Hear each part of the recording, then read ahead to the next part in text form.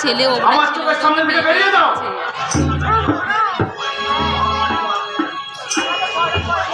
চর মেরেছ, আমি তাকে একটু দুঃখ পাইনি। তোমরা মনে রেখো, তোমার বোনের দেহটার উপর ওই টাইগার যখন একটু একটু করে ছিঁড়ে খাবে, তখন তোমার বোনের কি অবস্থা হবে একবার ভেবে দেখেছ? না,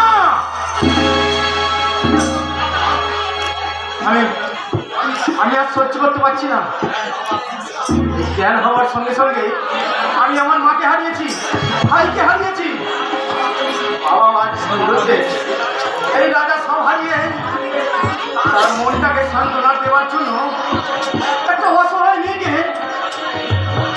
মন পাঠিয়ে মনে তখন চালা চড়াতে চেয়েছিল, কিন্তু না হচ্ছে না। তোর এই হতভাগ্য দাদা বেঁচে থাকতে তুই ওই টাইগারের পিঞ্জরে বন্দিনী জেনেও সে নিশ্চিন্তে বসে থাকবে না। তাহলে আমার প্রস্তাবে তুমি রাজি? হ্যাঁ হ্যাঁ, আমি রাজি। এই রাজা গুন্ডা এই প্রথম একজন নিরীহ মানুষকে খুন করে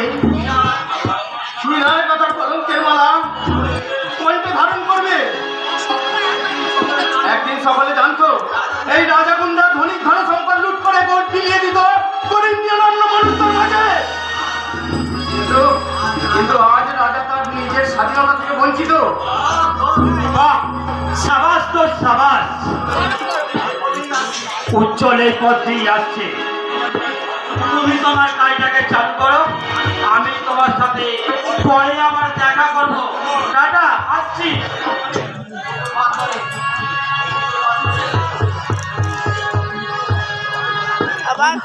আবার বকাচ্ছে